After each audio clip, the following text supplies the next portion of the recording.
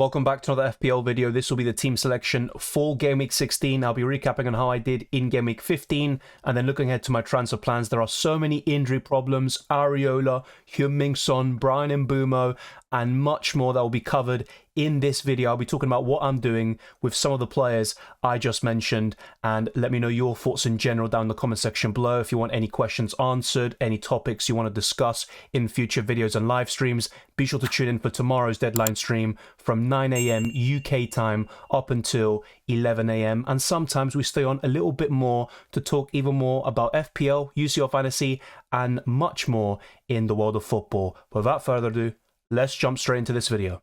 I made a goalkeeper transfer last week and I was so close to notching 10 points for Martin Dubravka. That's what he was on before Everton scored that first goal, and that came from Kieran Trippier giving the ball away, and he did the exact same thing for the second goal that Newcastle conceded. But I think at one point a clean sheet was looking quite likely. Everton kept on huffing and puffing, but they just didn't have that cutting edge or that quality. But I think that mistake by Trippier just gave them a great opportunity, and instead of 10 points, it's only 2 for Dubravka, who made multiple saves, and that's how he was able to get the additional point there. But still very disappointing stuff there from Dubravka. He had some shaky moments himself, and overall I think he will stand in for Nick Pope for the next 4 to 5 months, and he still is the best budget goalkeeper. You look at Alisson coming back and he's in training right now, so he's in contention to play against Crystal Palace.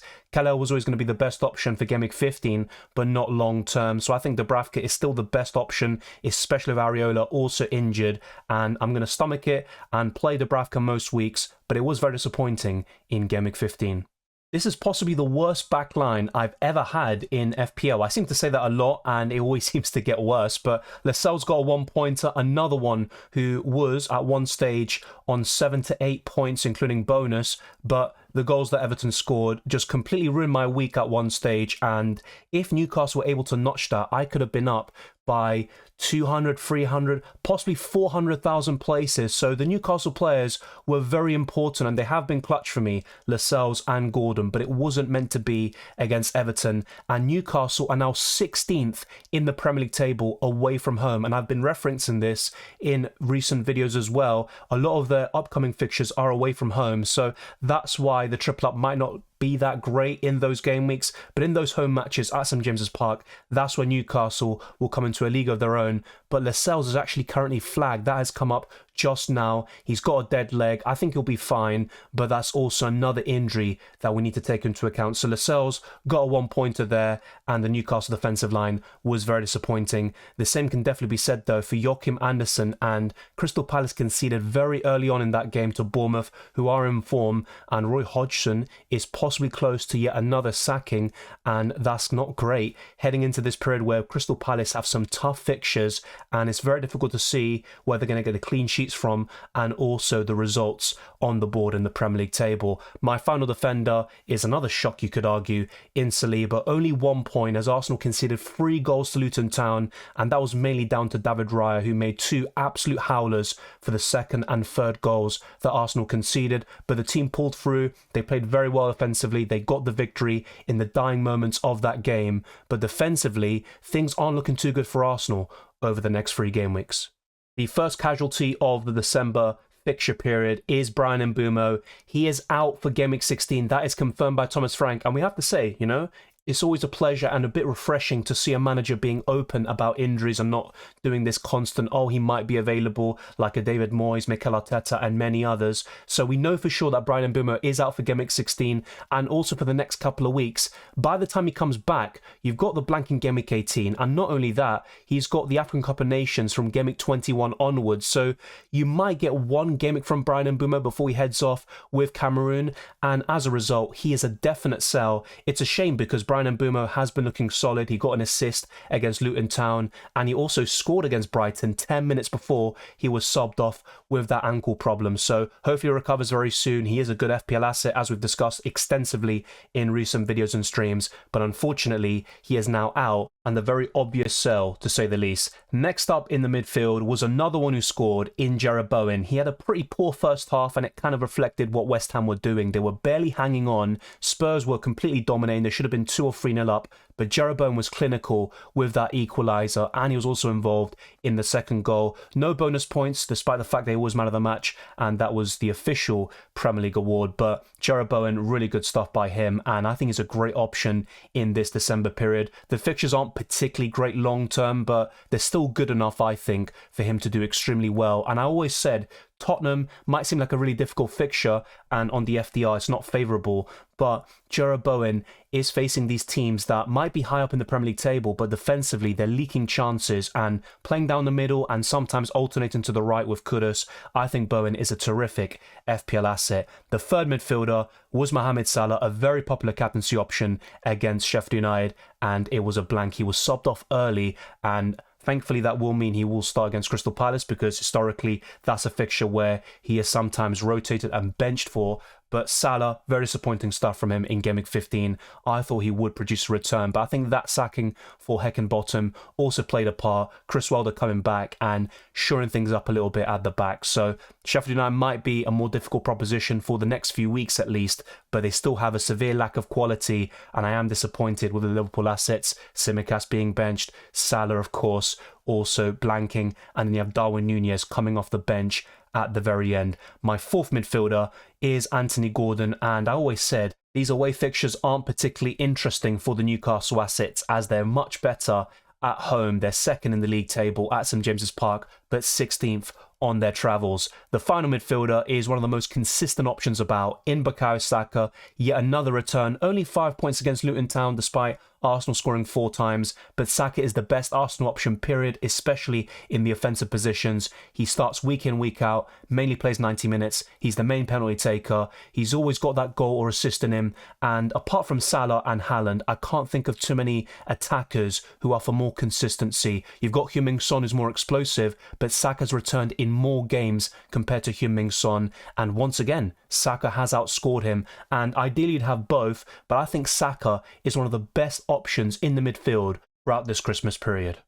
It's very rare to see the score from a forward, but Darwin Núñez was benched, he got booked, and then got an assist at the very end for Szoboszlai, and Darwin Núñez got 3 points. He outscored Watkins by 2, but unfortunately, Watkins got 11 points when most people sold him for that Darwin Núñez transfer, so it hasn't really paid off, but in the end, at least he outscored Watkins once, thankfully, and Darwin Núñez should start against Crystal Palace in Game Week 16. He could get a return or two in that match, especially with the form that Crystal Palace are showing, but ultimately you want to go back to Ollie Watkins by Game Week 17 at the very least, because Watkins is one of the very best forwards in FPL this season. For me, he's only second behind Erling Haaland. Speaking of the devil, Erling Haaland was very disappointing against Aston Villa. He missed 2 huge chances at the beginning, but ever since that double save by Emi Martinez, Man City created nothing, and Aston Villa dominated that match. They deserved the victory, and Manchester City have been a bit shaky in the last couple of weeks, but let's not, suddenly say it's all doom and gloom for Manchester City. It's far from it, because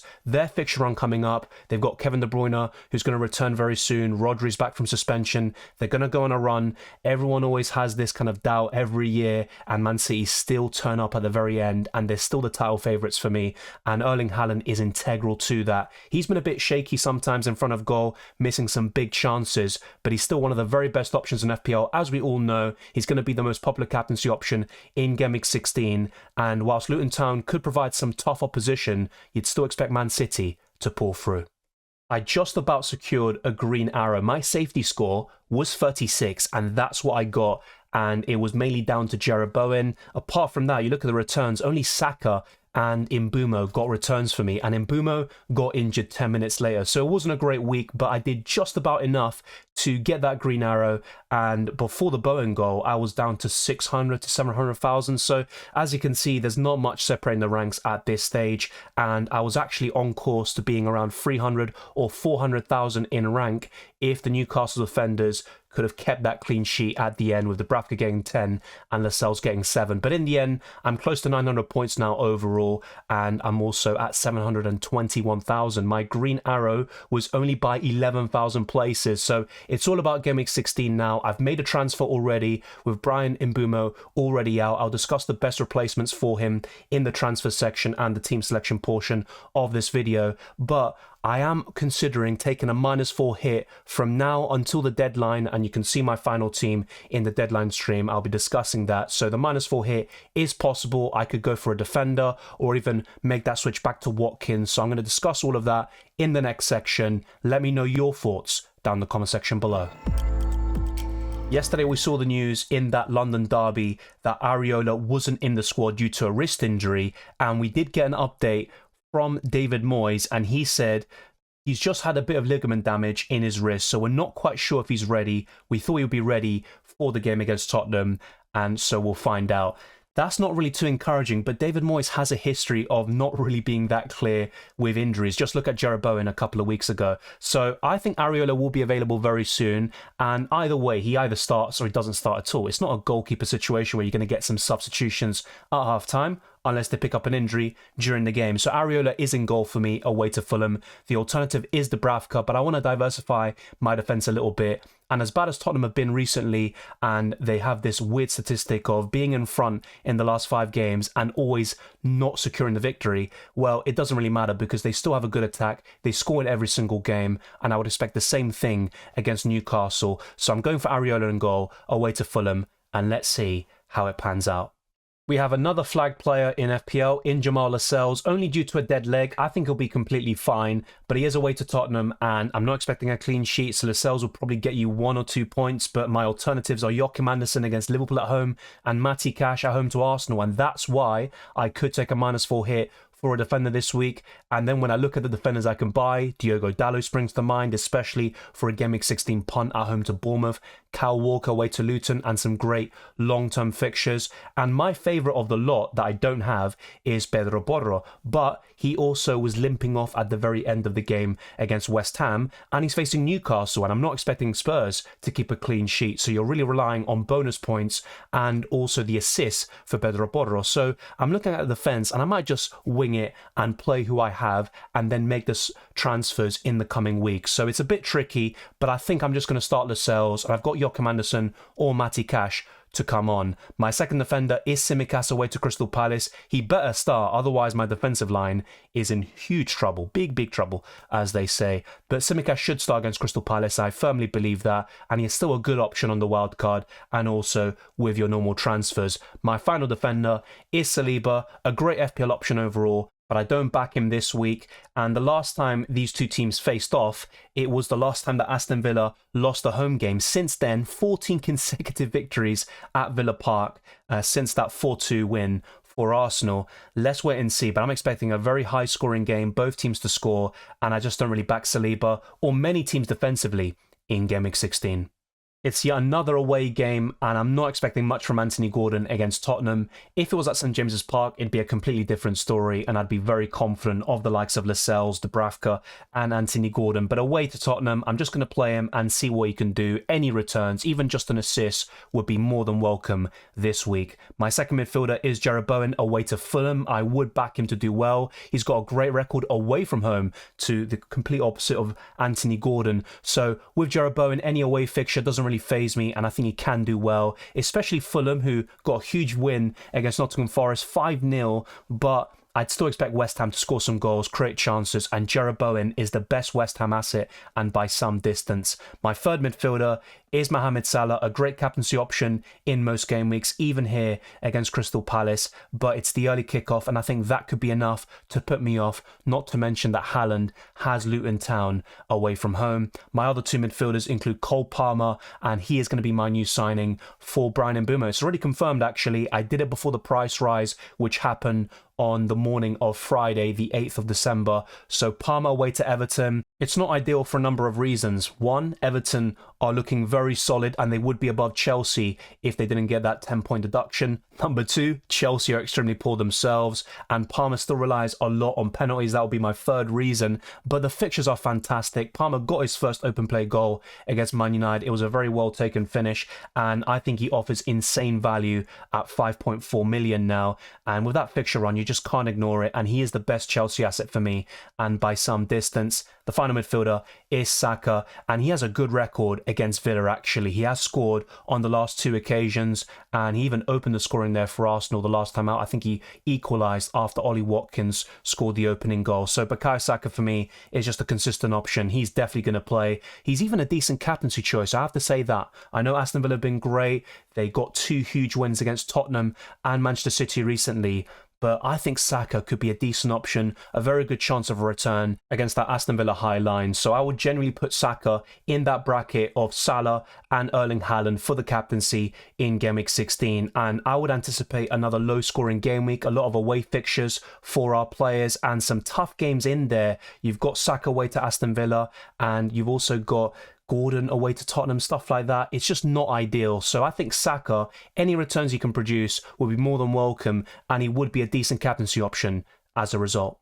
I'm still looking to make up for my error and buy Ollie Watkins for Darwin Núñez. I could still do that from -4 hit this week, but I might just roll it, or at least not make that -4 hit in this position, play Darwin Núñez and bring Watkins back for Brentford away in Game Week 17 in time for that amazing fixture against Sheffield United at home in blank Game Week 18. So Darwin Núñez could live to fight another day. But will he get points in the process? That's what we're all hoping for. Those that have Darwin Núñez, the expected goals, the amazing chances he gets, it's about time he tucks some of them away. The final forward is Erling Haaland, who has missed the most big chances of any player in the Premier League this season. He's away to Luton. I think he's still the best captaincy option on paper. A lot of us will go for him, but if you actually look this season at all these great assets like Mbeumo, Saka, Salah and all these players that have played Luton Town, Heung-min Son, they haven't done particularly well. So you could argue something similar could happen with Erling Haaland, but I'd still back him to score 1 or 2 goals